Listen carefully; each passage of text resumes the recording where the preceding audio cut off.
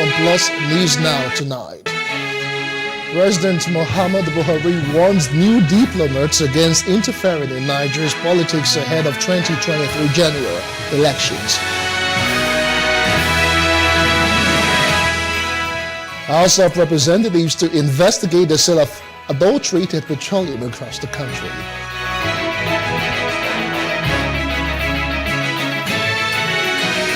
And car bomb targeting Somalia election delegates kills 6.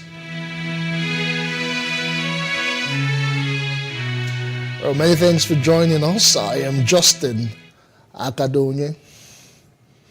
Now, President Muhammad Buhari has advised diplomats in the country to stay within the limits of their schedules and not meddle in the internal politics of the country as the 2023 elections approach. President Buhari said this at the presentation of letters of credence to ambassadors of Czech Republic, Zdeněk Krejčí, Italy, Stefano Dalio, Spain, Juan Ignacio Sanz, and Israel, Michael Schwal-Freeman. The president called for the support of the envoys in tackling a rise in global insecurity and strengthening of communality. Buhari urged the ambassadors to build lasting friendships in the course of performing their duties that will go beyond assignments in Nigeria. In his response on behalf of the diplomats, the ambassador of Czech Republic assured the president of comprehensive cooperation of the representatives. We are honored to declare that the relation of all our countries to the Federal Republic of Nigeria are very good and fruitful. We are ready to do our best to develop them even further, and therefore we would like to thank you for giving us this opportunity by granting us the agreement to represent our countries here and to present our letters of credence at this exquisite ceremony today. I think that on behalf of all my colleagues, I can say that we are looking forward to staying in your great country, meeting all variety of your people, and developing comprehensive cooperation between our nations. You settle down to your diplomatic responsibilities. I am sure that you will appreciate the uniqueness and strength in our country's political, social, economic, and cultural diversities in terms of both human and natural resources. Your Excellencies, you are assuming your diplomatic responsibilities in Nigeria at a very interesting political period, as Nigeria's national elections are due early 2023.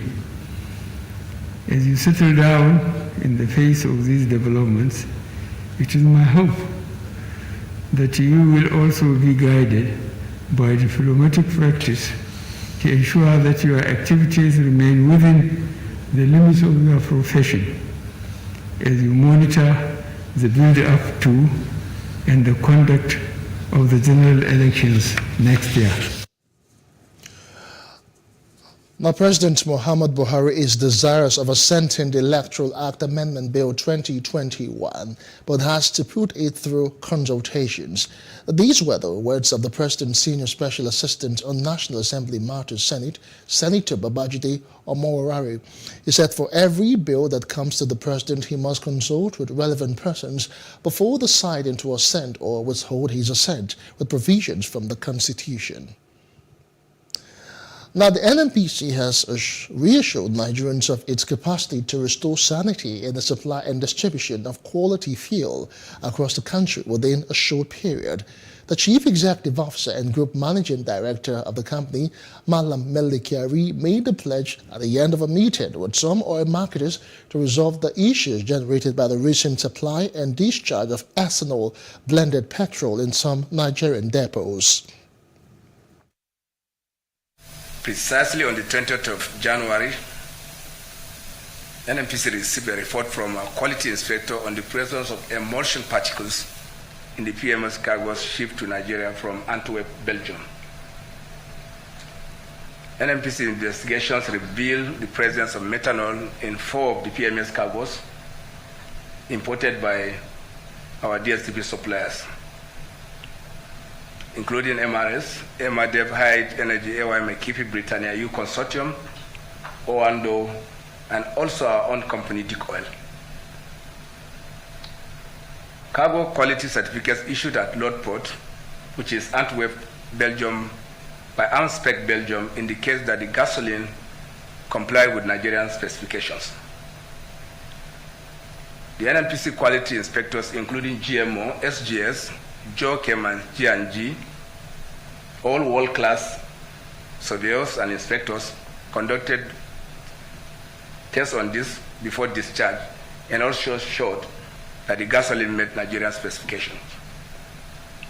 As a standard practice for all PMS imports to Nigeria, the cargoes were equally certified by inspection agents appointed by the midstream and downstream petroleum regulatory authority as products that met Nigerian specification.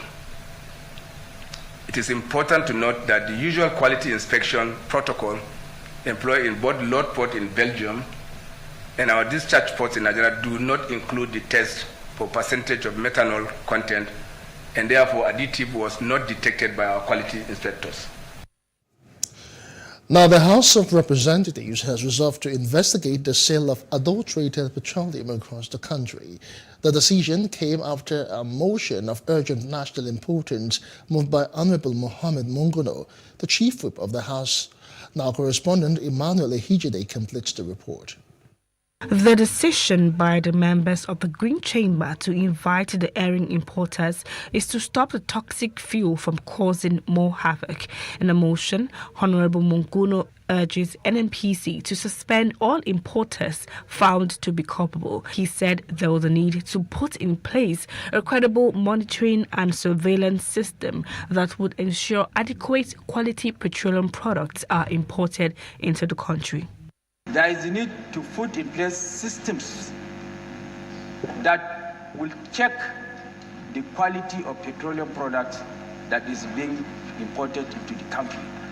And this incident further reinforces the clamor by all and sundry in Nigeria that the Wari Petroleum Refining Company, the Port Harcourt, our petroleum refining companies should be revamped. Other lawmakers contributed to the debate, suggesting that guilty importers should not only be brought to book, but compelled to compensate for the damages caused by their actions. They also suggested the establishment of modular refineries in the country to cater to the shortfall of products in the system. I believe that there are inspections at the point of loading of this petroleum product. Who are those responsible for inspection at that point? Did they actually perform their responsibility? And I believe that there is inspection at the point of offloading, because I don't believe that this PMS was adulterated on the high sea. They have brought in from under recovery, they are now saying it is 3 trillion that we have to spend every year. What are they contributing to the economy?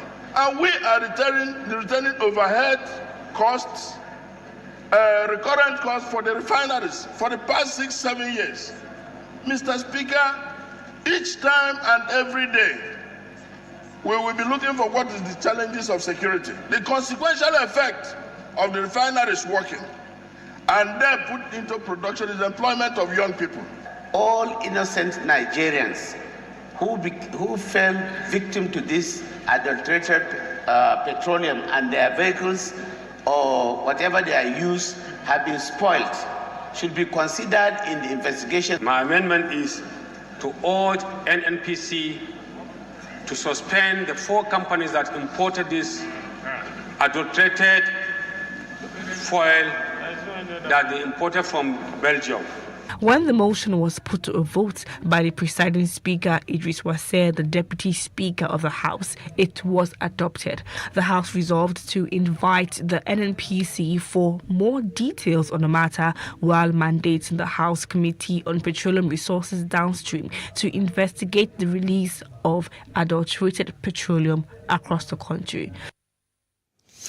We're still talking energy matters. Petroleum tanker drivers have threatened to embark on a strike over the poor state of roads, fueling fears of worsening the ongoing fuel scarcity across the nation. They allege that some people were already pilfering the 621 billion naira road infrastructure tax credit scheme meant for the rehabilitation of 21 critical roads across the country. The Deputy National Chairman of the Petroleum Tankers Drivers Unit of Nupeng, Salman Akoni, who spoke with reporters in Abuja, vowed that members of his association would proceed on strike at very short notice if the government does not put the roads in order very soon. Now, Tayo Aboyeji, Petroleum Tanker Drivers President Union, joins us on the news. Good evening to you, Tayo. Many thanks for joining us on News Now on Plus TV Africa.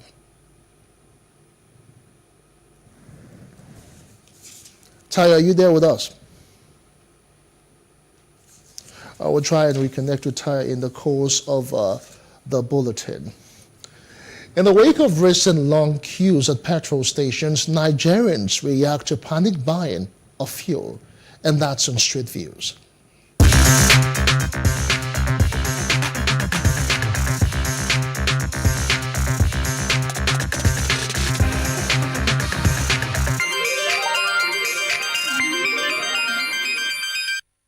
The government should please reduce fuel price, because it's really going to affect we that don't have a car, because we have to spend a lot of money and there's a lot of traffic on the road and so on. So the government should please look up to that as well. The drivers are really increasing the price of the transportation, and it's really affecting us.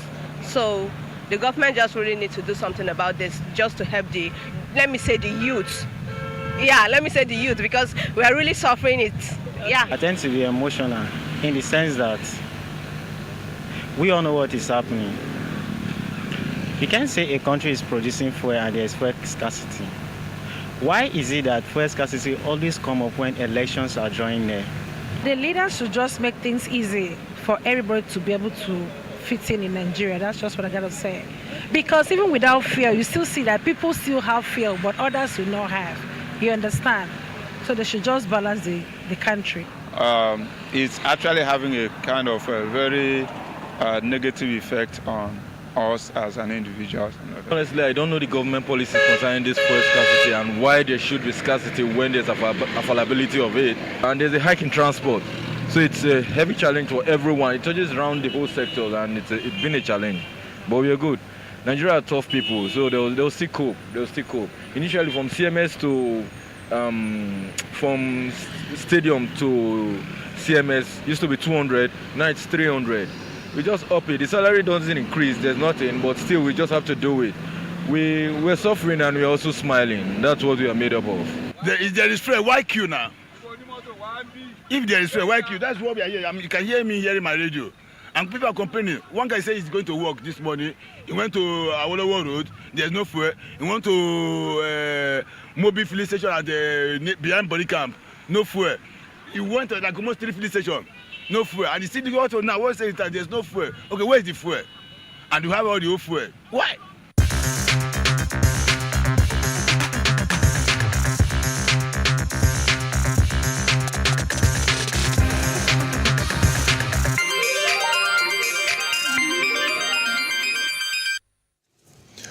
The voice of Nigerians there, expressing their own emotions concerning the issue of petroleum and all of that.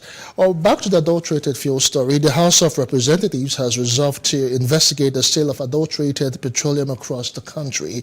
The decision came after a motion of urgent national importance moved by Honorable Mohammed Mongono, the Chief Whip of the House of Representatives. We have joining us now Bala Zaka, petroleum engineer and a public affairs analyst. Many thanks for joining us, Bala. Thank you.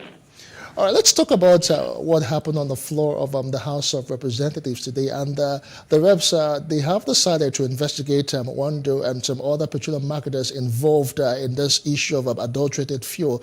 But how far do you think this investigation would go? Well, this investigation should go as deep as possible, because what has happened is not only an internal disgrace to Nigeria, but it has caused international disgrace to the image of Nigeria as an oil-producing nation, as a member of OPEC, and as a country whose citizen is presiding over the biggest crude oil cartel in the whole world.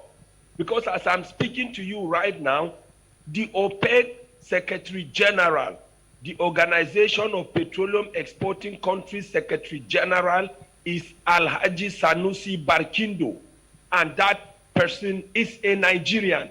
You can imagine having a Nigerian presiding over all these great countries. But when you look at the back end, it is only his own country that cannot boast of effective or functional refineries. It is only his own country that, due to recklessness and irresponsibility, imported contaminated fuel will be brought in. While he's doing a good job, but we will not be surprised if his colleagues are mocking him. So to that extent, there should be a thorough investigation, and the culprits found must be punished according to the laws of this great country called Nigeria. All right, thank you, Bala. But then I'm still bothered. I really need to understand, the origin, or maybe get some sort of historical perspective concerning all of this. How could a country as big as Nigeria import fuel, that's not up to specification and them having high ethanol content? How could it have escaped maybe authorities, regulation, and how could it have found its way into the country? Excellent, and God bless you for that excellent question.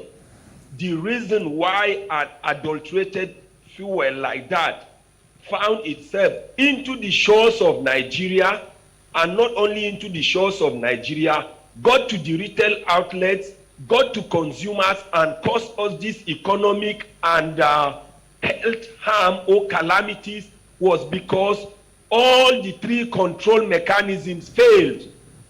And the control mechanisms are the preventive control mechanism, the detective control mechanism, and the compensative or corrective control mechanism. And let me explain. Go ahead, please. The preventive control mechanism failed because if it had not failed, right from the point of loading, they should have prevented that vessel from coming in. Meaning that from the point of loading, the quality control and quality assurance processes should have been thorough. And if they were thorough, the vessel will have even been prevented from leaving the point of loading and heading towards Nigeria. So that control or safeguard failed. Then when it got to the shores of Nigeria, the detective safeguard or the detective control mechanism should have detected that the wrong fuel or the contaminated or adulterated fuel has reached the shores of Nigeria. If it had been detected at that point, it would have also been halted. And at that point, all we needed to have done would have been to release our strategic reserves and supply to the citizens while we do something about getting the right fuel. But unfortunately, the detective control mechanism also failed, and the fuel permeated itself across the fabric of Nigeria and got to retail outlets that we technically call filling stations. And even when it goes to the filling stations, it was not known or detected until it started destroying cars and destroying humans, because it has caused health hazard. And even as at that time, the necessary authority, meaning the Nigerian Midstream and Downstream Petroleum Regulatory Agency, didn't announce to the public, and they responded more than after 72 hours. Because if they had even reacted at that point, the calamities will have been remediated or reduced. So all the control mechanisms collapsed, which is terrible and shameful. All right, thank you so much. That was Zakar Bala, petroleum engineer and public affairs analyst, bringing insight and solutions to the issues of adulterated fuel in Nigeria. Many thanks once again, Bala Zakar. Thank you. All right, moving on now, petroleum tanker drivers have threatened to embark on a strike over the poor state of road fueling fees of worsening the ongoing fuel scarcity across the nation. They allege that some people were already pilfering the 621 billion naira road infrastructure tax credit scheme meant for the rehabilitation of 21 critical roads across the country. We have Tayo Aboyeji of the PTD joining us to talk more on this particular issue. Good evening to you, Tayo. Thank you for having me. Yes, it is indeed our pleasure. Can you bring us up to speed concerning this issue of the PTD? We hear there is a plant strike. What's the latest development? Well, the press conference was held yesterday in Abuja by the National Chairman of Petroleum Tanker Drivers, branch of Movement, on the issue of approved 620 billion by NMPC for rehabilitation and reconstruction of 21 strategic roads in Nigeria. At the time we went for a meeting in Enugu, and we were complaining allegation that the money is being used for something else, not about going on strike. We want a reaction from government. But if the reaction is not right, I mean, if the reaction does not come, or the allegation is proved, then there's a lot of things that is wrong with that. That's what the was saying yesterday. Tell us, over time now, what has your interaction with the government been concerning this issue of 21 critical roads, really? The issue of 21 critical roads came to be because of the grievances from the petroleum tanker drivers. We are losing our members on daily basis due to the bad road. So NFPC intervened. So since then we've not had anything from government. Finally we just asked that this money has been affected. So what the government to come out to tell us that this money is still there. Since the rainy season is here, in the next few months, we will give you experience rainfall. So, and the government will now have a feel that it's because of the rain that they could not consult, they could not push through. So what are they waiting for now? If anything has provided the fund.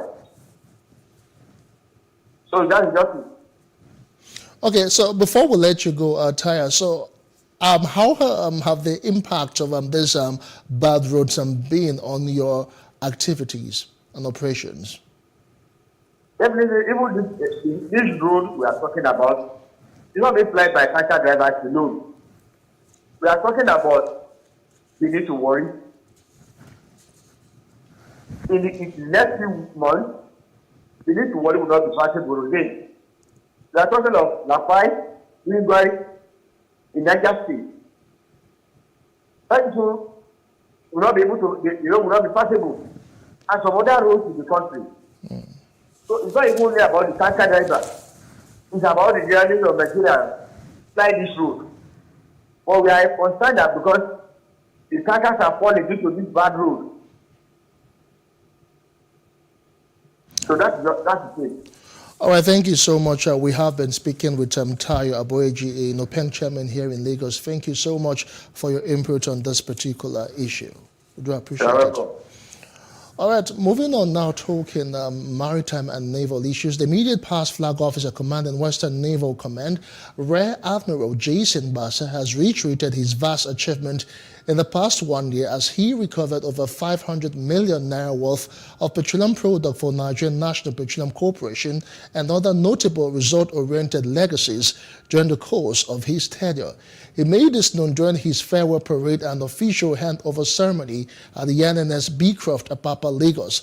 PlusTvAfrica's defense correspondent Destiny Momo has more. Recording in progress.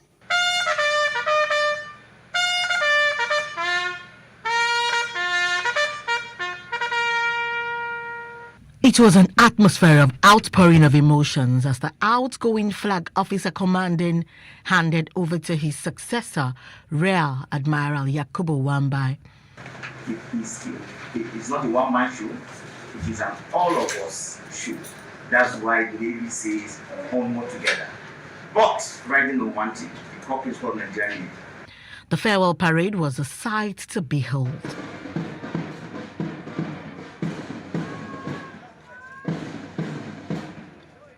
Rear Admiral Jason Bassa, in his ceremonial outlook, listed his various achievements in his 1 year of service, mentioning the 500 million naira NNPC recovery, foreign naval visits, and a notable lineup of activities given back to the catchment through medical rhapsodies and renovation of schools. It gives me great pleasure that I warmly welcome you all to this parade in my honor, marking the end of my tenure as Flag Officer commanding Western Naval Command. It is heartwarming that Operation Awatse conducted a total of 1,126 patrols, leading to the arrest of 74 persons, the recovery of 178,650 liters of stolen premium motor spirits, that is petrol. This was decanted to NNPC storage facility. We also arrested other equipment, including 29 vehicles, valued totally at over 500 million naira. He also spoke on his teamwork legacy and what he would miss about the command. I'm going to miss the people I worked with, my officers, the ratings and civilian staff. I could not have asked for a better team than the ones I had. Without flattering you, I'll miss you as my friends, the press. The ceremony was witnessed by big wigs in the Air Force, Army, and the Nigerian Police Force. He has since resumed duty in the Federal Capital Territory as his new deployment stipulates. Destiny Mama for Plus TV Africa.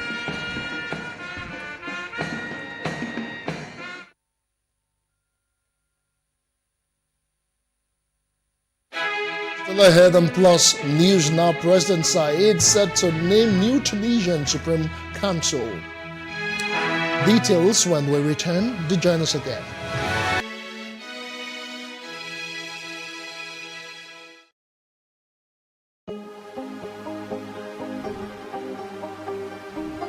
Is it for upcoming artists to blow in Nigeria?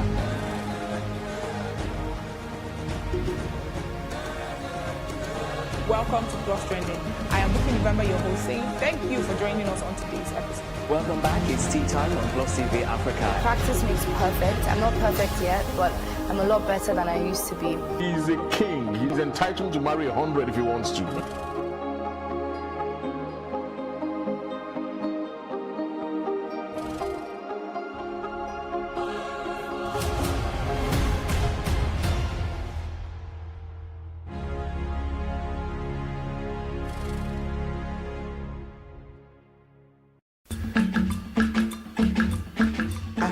Desire to study law, none whatsoever. I was more inclined to fine arts. My only ambition, I would say, was to become the chief prosecutor. For me, politicians are a bit too playful. That's what I believe. And since '99, we've seen how much investment in social events, in launching some streets that you just start, and the whole day will be spent on this occasion. Rich people are generally law-abiding. We are not law-abiding. So another problem of administration is that people don't follow the rules. Timeless Conversations, airing every Sunday at 8:30 p.m. How can we have peace without justice? Plus Politics. It's not just another political conversation, it's about keeping you in the know. The relevant interviews, asking the tough questions to those that matter. Get the answers you need. Does it mean that the people who were injured, people who were shot at, those who were involved in that stampede are not going to get justice? It is unfortunate, it is sad that we have a government of deaf and dumb. Analysis from top experts. The last election was not really an election. We feel that Obasanjo has a very special place in his heart for hating Ijaw people. I think it really boils down to two things. One, trust and accountability. Plus Politics, every weeknight at 7 p.m. on Plus TV Africa.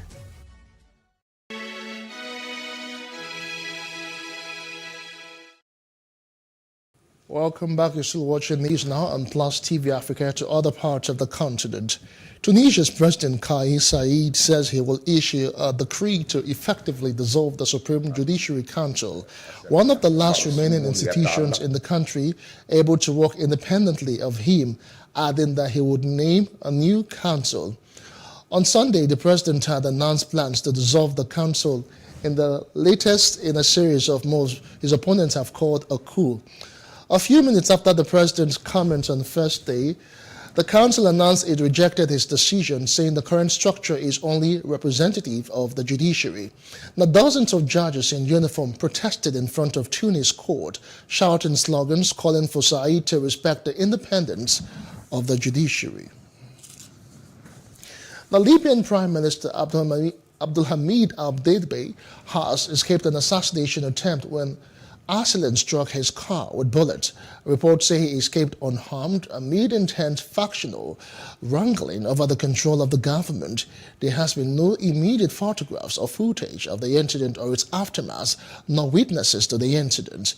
If confirmed, an attempt to assassinate Deibeh could aggravate the crisis over the control of Libya after he said he would ignore a vote scheduled by the Eastern-based parliament to replace him.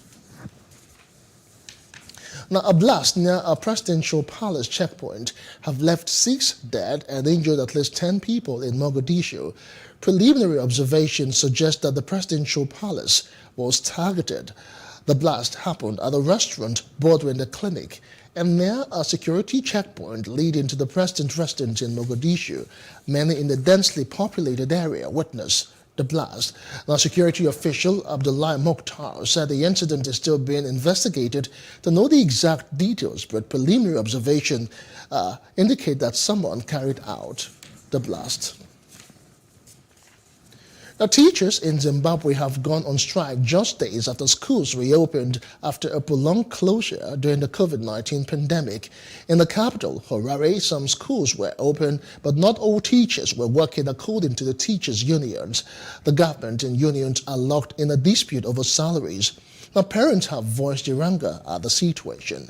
The government responded by offering a 20% pay increase, payment of part of the salaries in the US dollars, as well as subsidies on purchases such as cars and houses. The unions rejected the government's offer, stating that it is too low. Now, European Commission President Ursula von der Leyen has announced 150 billion euros will be invested in Africa as part of a scheme aimed at boosting global recovery as an alternative to China's Belt and Road Initiative. The European Commission has earmarked over 150 billion euros for Africa, its president announced on Thursday. De 150 milliards d'euros. Speaking in Senegal, Ursula von der Leyen said the investments were being made under the Global Gateway strategy, a scheme launched as an alternative to China's Belt and Road Initiative. Global Gateway is about investing in infrastructure, in strategic infrastructure, in industry infrastructure, but also in health, youth, education. Africa's allocation accounts for more than half of the €300 billion fund, which was launched in December. Global Gateway aims to strengthen Europe's supply chains and fight climate change in sectors including health, energy and transport. It also comes as many European states are seeking to reduce illegal migration from Africa, which is driven in part by poverty and joblessness. Von der Leyen made the announcement alongside Senegal's President Macky Sall. He's the current chairman of the African Union, which will hold a summit with the European Union next week. And outside of Africa now, a motorcycle bomb attack outside a military base in Colombia has left 2 dead and 6 injured. Defense Minister Diego Molano and military high commands visited the Pantano de Vargas Infantry Battalion located in Grenada in an effort to determine the damages. Currently touring Europe, Colombian President Ivan Duque accused the FARC and the ELN dissidents of being responsible and said his government will continue to confront terrorism forcefully. According to a statement from the Colombian army, a motorcycle tried to enter the base, arguing it was carrying food. A soldier, Yova Rojas, stopped the vehicle. The motorcycle exploded, false claiming the life of Rojas and the driver, who remains unidentified. Now, 2 French citizens and a German national are among the 8 victims of a horror bus crash near Cancun in Mexico. According to reports, a further 28 passengers were injured in the crash on the Cancun highway. Now, 12 of the passengers have been hospitalized. The bus crashed against a secondary vehicle used in construction work for a train project. Quintana Roo's Attorney General reported. Now, authorities are investigating the crash and possible culpability. Now, Ukraine has begun previously announced military exercises in response to Russian drills in neighboring Belarus, which Kiev and the West have interpreted as part of Russia's military escalation in the region. Now, Russia's Allied Resolve drills, which NATO has described as its biggest deployment to ex-Soviet Belarus since the Cold War, run until February 20, and are seen as part of Russian deployments near Ukraine that have stirred fears of an invasion. Meanwhile, Russian Foreign Minister Sergei Lavrov, rounding up talks with visiting British Foreign Secretary Liz Truss during a joint press conference in Moscow on Thursday, described speaking to his British counterpart as like the deaf talking to the blind. Up next, African Development Bank warns the continent of a drop in GDP. And that's in business news after the short break. Stay with us.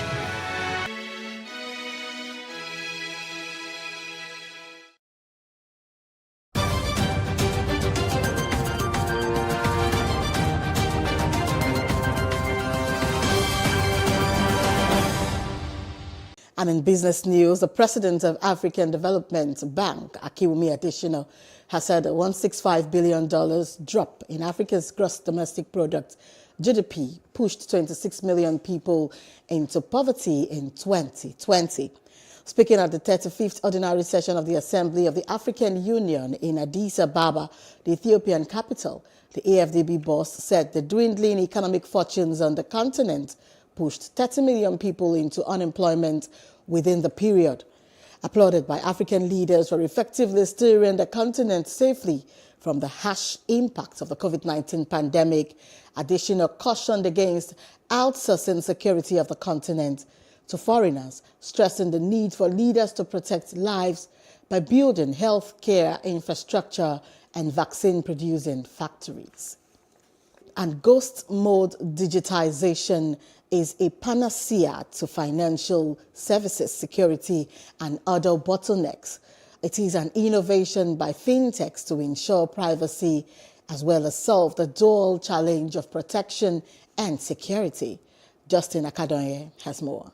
In Nigeria, investors are taking positions or stakes in the country's growing tech ecosystem, internet penetration, and reaching the large unbanked population. However, fintechs have been saddled with challenges of financial inclusion, loans as well as digital security. Disruptions within Nigeria's tech space will be stirred as digital banking makes its way into the fintech community through ghost mode banking. These features help to customers to encrypt their transactions. So in this sense, we are actually building features that will ensure security. And above all, we are also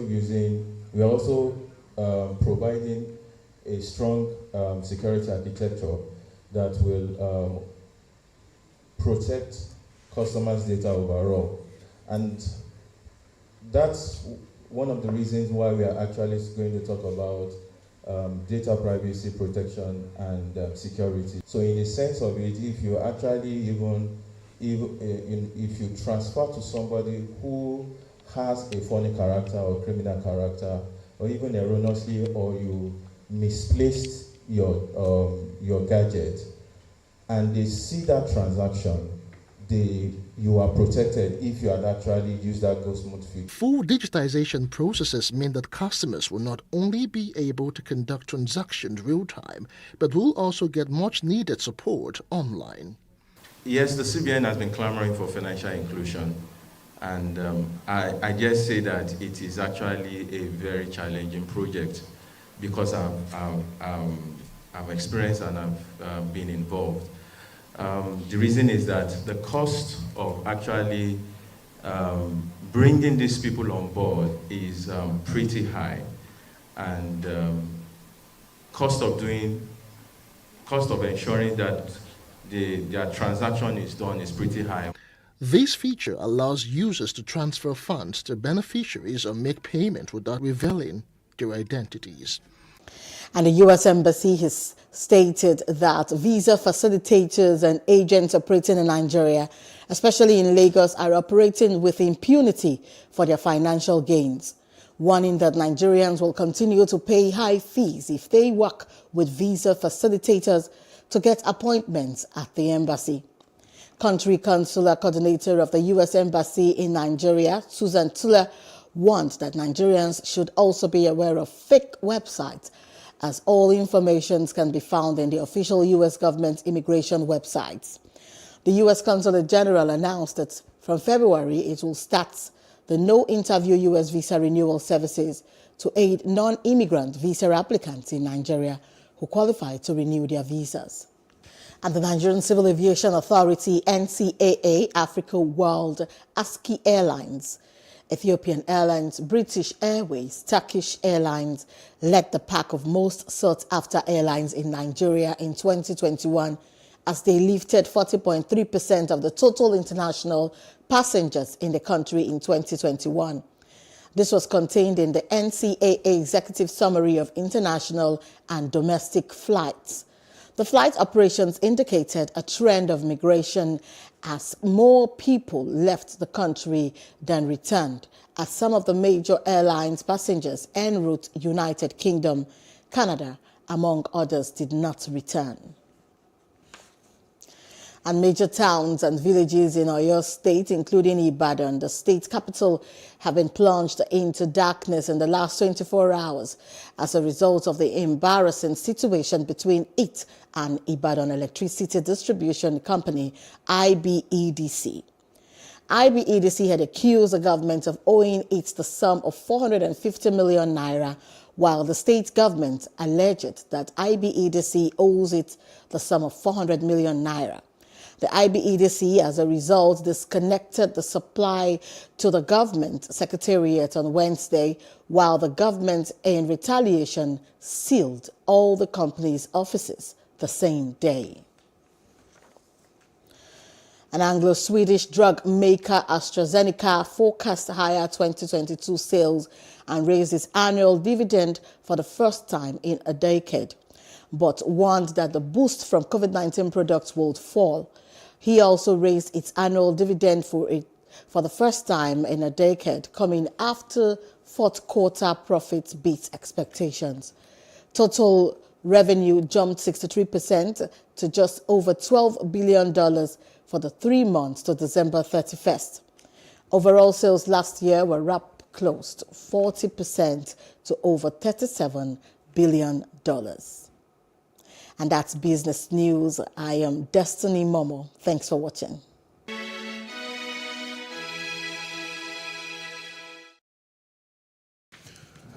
Welcome back to the news now to discuss the warning issues or the issues of Africa's dwindling GDP. We have economist Gospel Obele joining us this time around. Good evening to you, Gospel. Good evening, Jay. Thank you for having me as always. All right. Now, Africa's GDP depleted by 165 billion in 2020 amid 30 million job losses. In real terms, what is the impact of all of this on the continent's economy? It just simply means that the state of the economy when it comes to recovery doesn't seem as inclusive as the numbers may make it seem like, or as political, the narratives actually make it seem like. It simply means that economic activities will not catch up enough to create significant employment or productive employment for the people. And that's also because businesses got frustrated within that recovery cycle. So there are cost implications coming along with recovery, like we've never seen it before, increasing cost pressure, coexisting with that recovery process. So it's a lot more difficult especially in the face of the weakening naira or weakening currency in the sense. So it's a lot more difficult for businesses to catch up. And until businesses can catch up or thrive at a significant level, there may not be any impact on employment. So you take the reverse of the case, which is what we saw in the GDP numbers, as well as a sharp decline in unemployment, as it were. So it was largely expected in real terms. All right, there seems to be a challenge of infrastructural financing gap in the continent. How do you think Africa can wriggle out of this?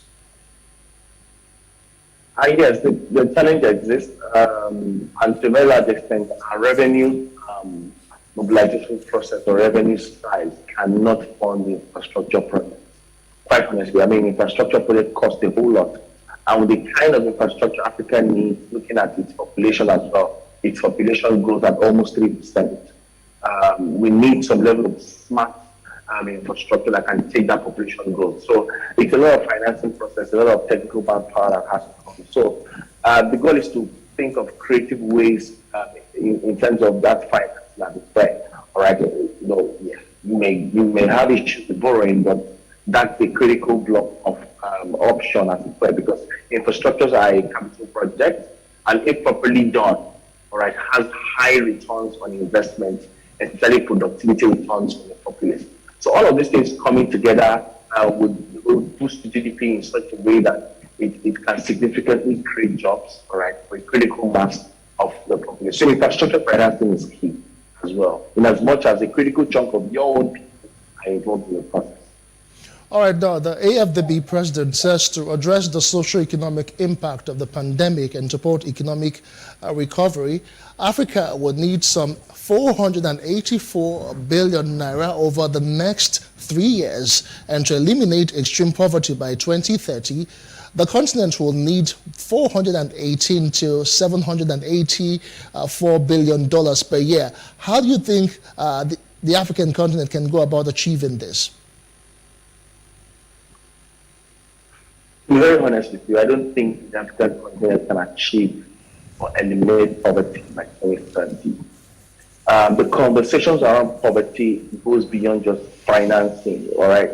There are key structural and extractive institutional elements, all right, that create the poverty trap we see today. All right, the poverty trap we see today is such that the average African, or let me use the word the average Nigerian, all right, cannot aspire to become more because he or she is trapped with the daily realities of just trying to survive. And the elements of inflation, as it were, or the pressure points of inflation on the average African or average Nigerian to large extent, hinge largely, all right, on the basic necessities of life. All right, so think of it this way. Is it possible to eliminate or reduce poverty when the average citizen, all right, is increasingly experiencing a rise in the cost of living on a daily basis on the core basic necessities of living?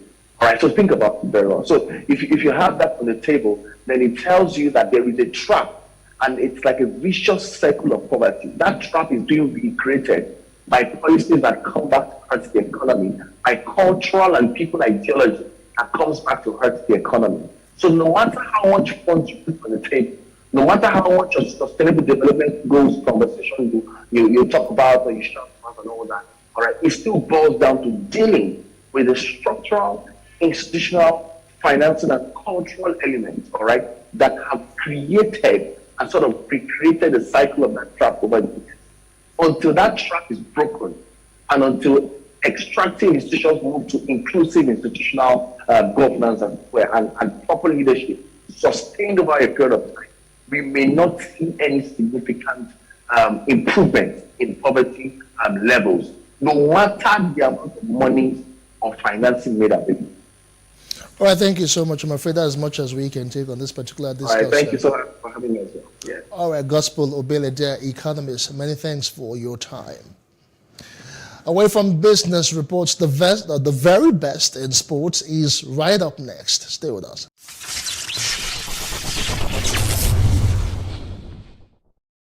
Hello and welcome to Sports News on PlusTvAfrica. The Super Eagles of Nigeria have risen 4 places in the latest FIFA Coca-Cola monthly rankings, which were released on Thursday morning. Despite their round of 16 exit at the recently concluded AFCON 2021, the Super Eagles have risen to 32nd in the world rankings from 36th in December. Nigeria is now the 3rd best team in Africa, trailing only Morocco and the newly crowned African champion Senegal. Austin Eguavon's men had previously been ranked behind Senegal, Morocco, Algeria and Tunisia, whom they defeated in the AFCON 2019 second round.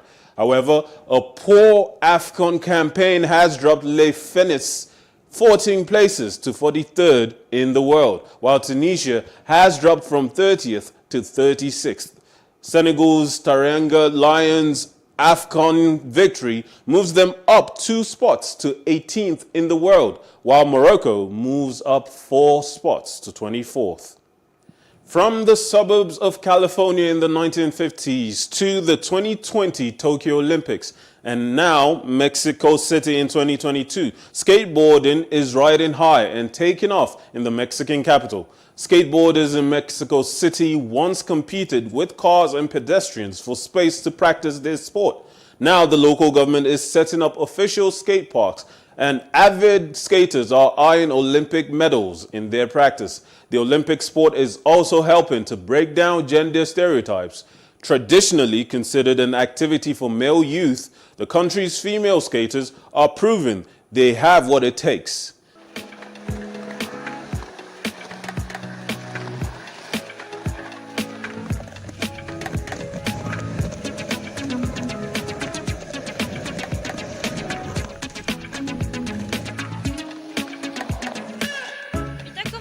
Skateboarding ya es olímpico, entonces quiero esforzarme para ser alguna representante de México. Me gustaría agarrar mi bandera a México, ponerlo en alto y pues también quitar ese estereotipo de que el skate es para hombres, porque pues no.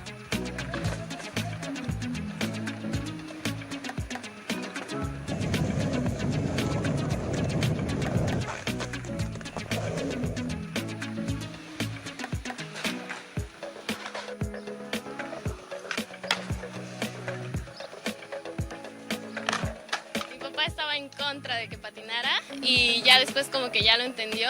Incluso me compró mi primer patineta porque pues no quería fiesta de 15 años y ya después no me apoyó en nada y hace como medio año empezó a comprarme mis tenis para patinar. Entonces ahorita ya en mi familia nadie se opone, incluso una prima me pidió que le enseñara a patinar. DeMar DeRozan scored 36 points as the Chicago Bulls beat the Charlotte Hornets 121-109 on Wednesday. Zach LaVine added 27 points along with Nikola Vucevic, 18 and 15 rebounds as Chicago took control from the second quarter. LaMelo Ball's team-high haul of 33 wasn't enough for the home side, who fell to their 6th consecutive defeat.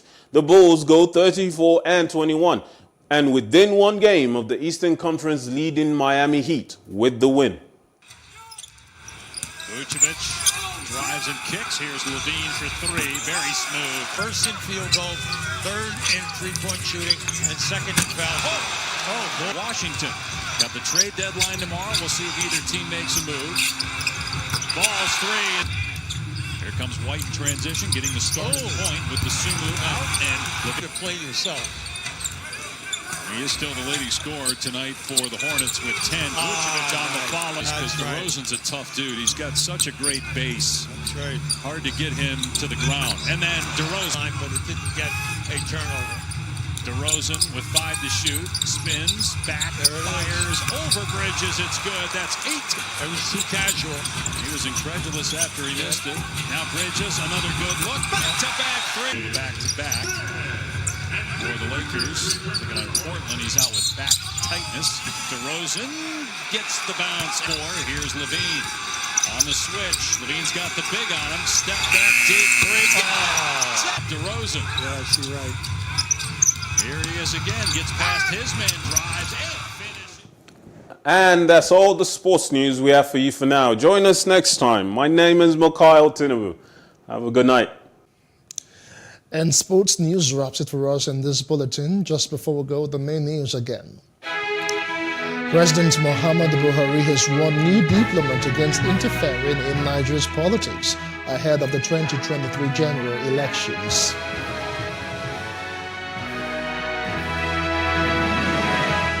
As House of Representatives is set to investigate the sale of adulterated petroleum product across the country.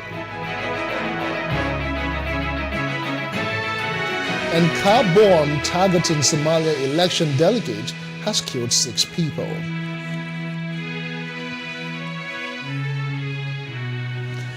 And that's Plus TV News now. For more stories, please follow us at Plus TV Africa on Facebook, Twitter, and Instagram. And do subscribe to our YouTube channel at Plus TV Africa and Plus TV Africa Lifestyle. I am Justin Akadonye. Many thanks for watching.